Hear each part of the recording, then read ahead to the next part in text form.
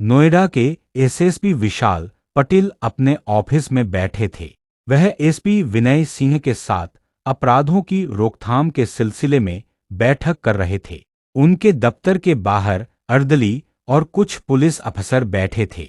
वे सभी पुलिस अफसर एसएसपी साहब से मिलने आए थे।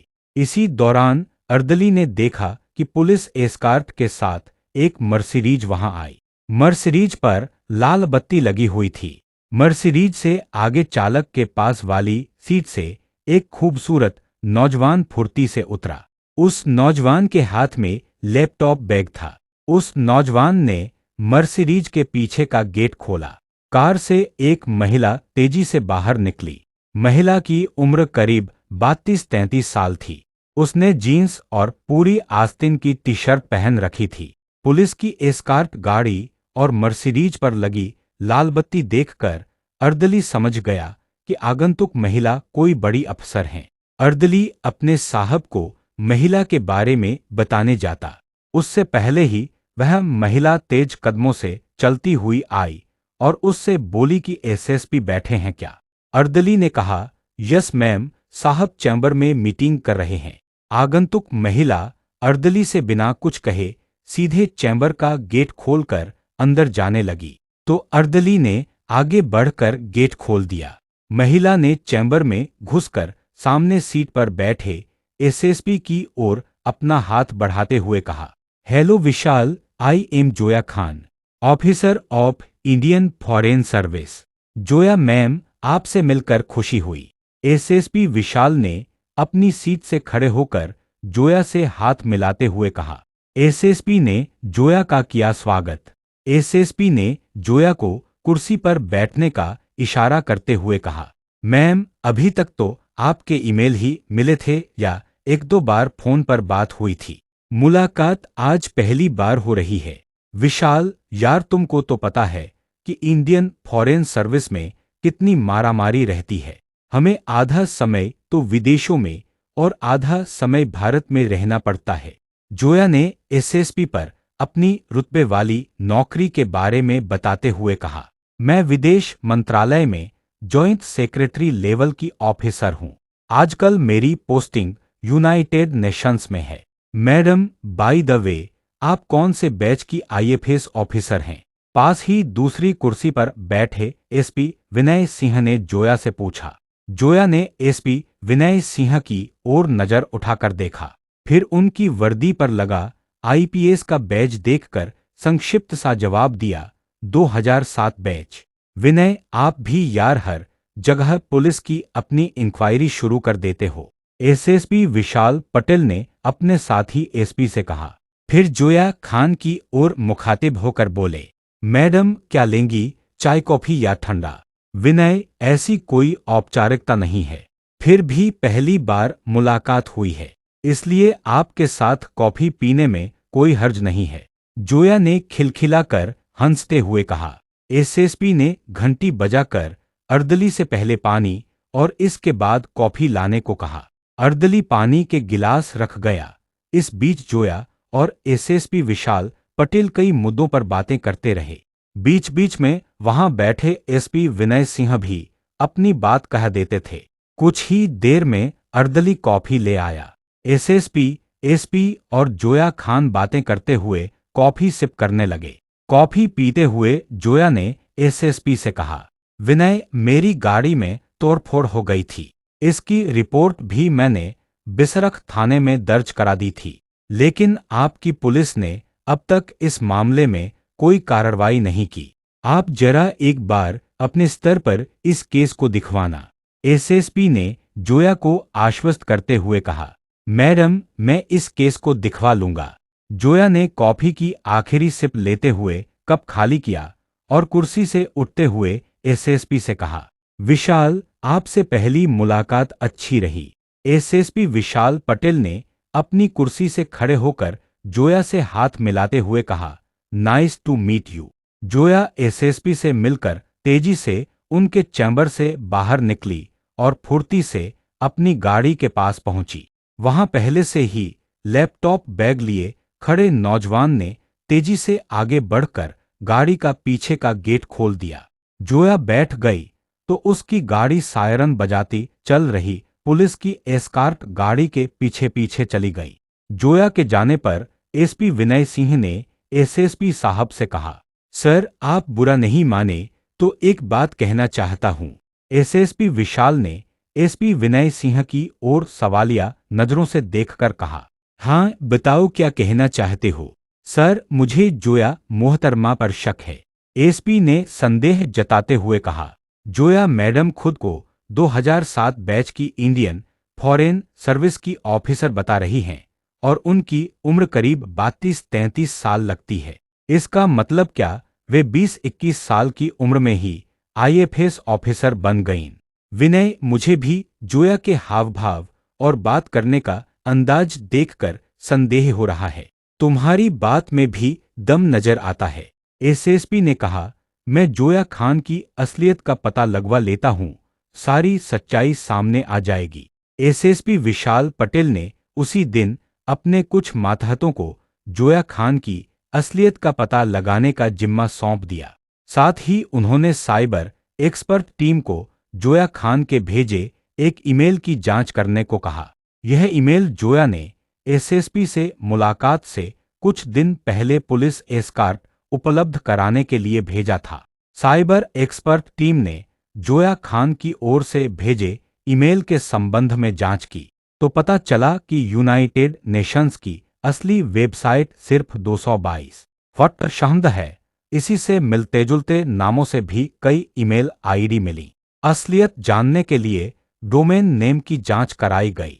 इसमें पता चला कि जोया ने खुद अपने लैपटॉप से बैंक अकाउंट के माध्यम से शहद नामक वेबसाइट खरीदकर उससे ईमेल बनाया था। इसके अलावा दूसरी पुलिस टीम को जोया खान के बारे में कई ऐसी बातें पता चलीं जिनसे यह बात पुख्ता हो रही थी कि जोया खान फर्जी आईएफएस अफसर बनकर घूमती है। सभी तरफ से जोया खान के बारे में फर्जी अफसर होने की पुष्टि होने पर नोएडा पुलिस ने जोया खान को हिरासत में लेकर पूछताछ की तो उसकी जालसाजी की सारी पोल खुल गई। पुलिस ने पूछताछ के बाद जोया खान और उसके पति हर्ष प्रताप सिंह को 4 अप्रैल को गिरफ्तार कर लिया।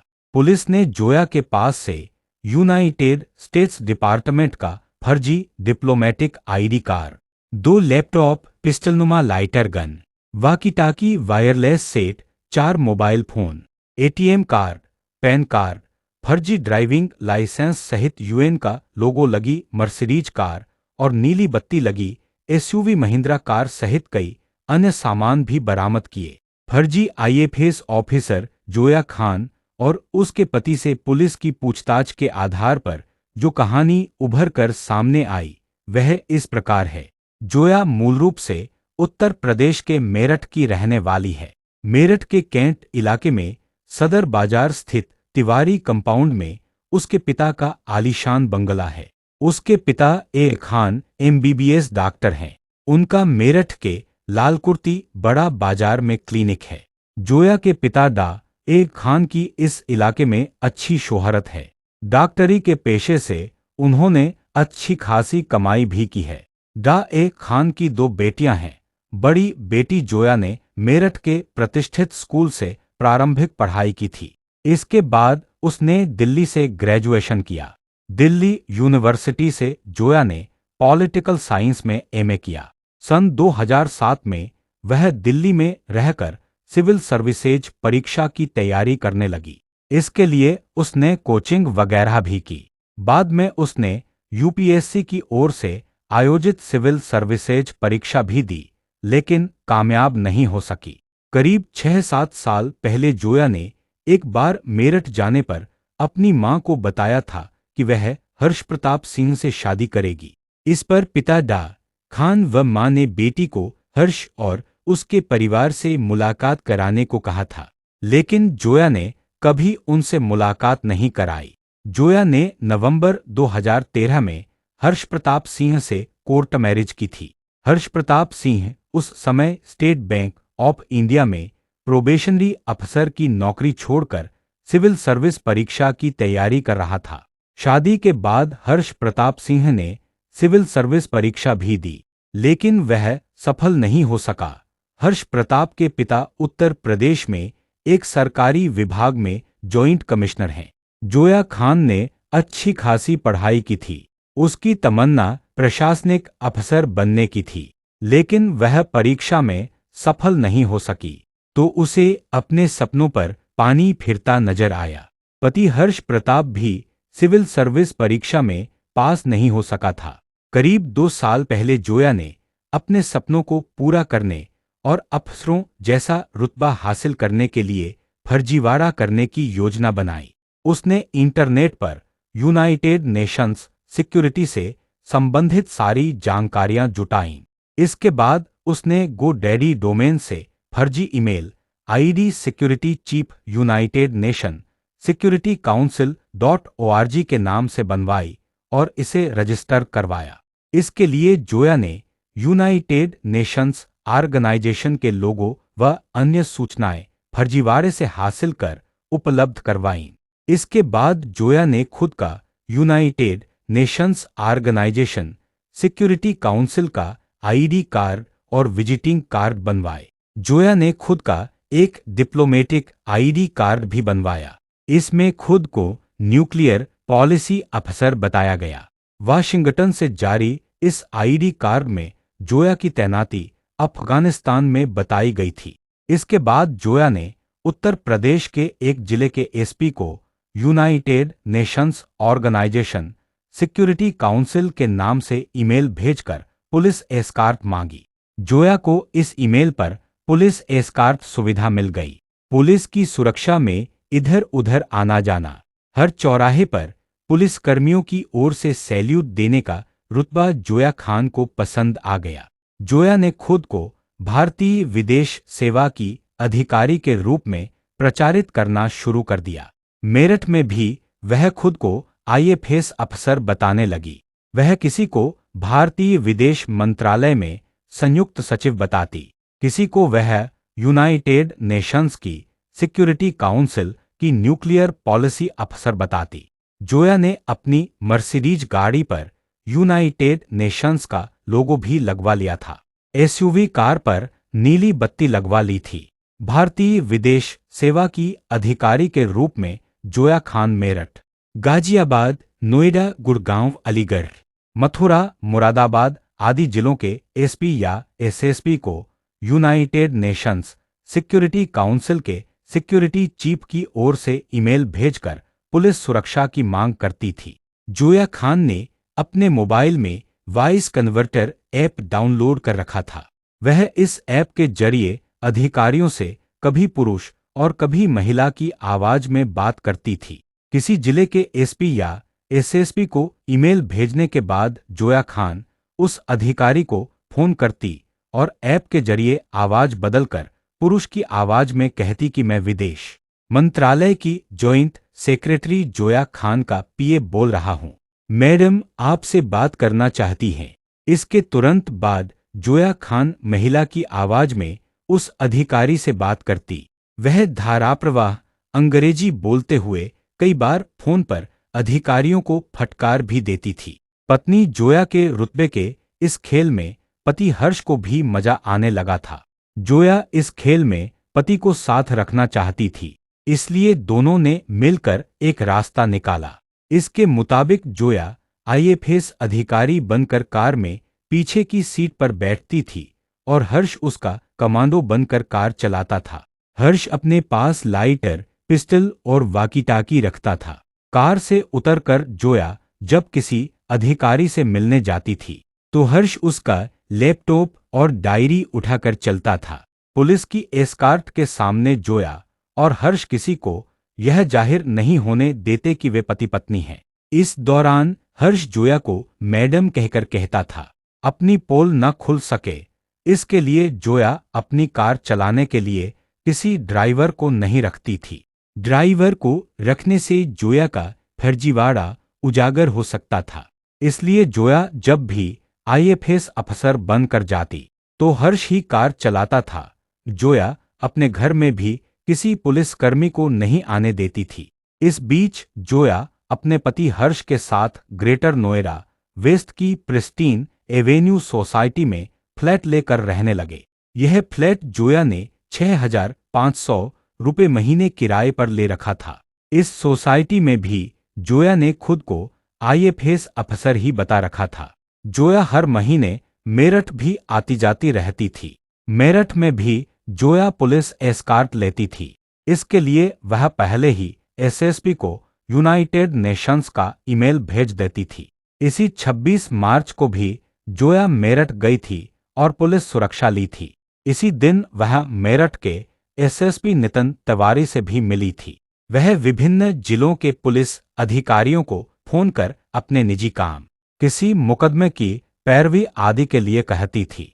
इसी साल जनवरी में ग्रेटर नोएडा वेस्ट की प्रिस्टीन एवेन्यू सोसाइटी में रात के समय जोया की कार के शीशे किसी ने तोड़ दिए थे। इस पर जोया ने नोएडा के एसएसपी विशाल पटेल से शिकायत की थी। इस संबंध में जोया ने मुकदमा भी दर्ज कराया था।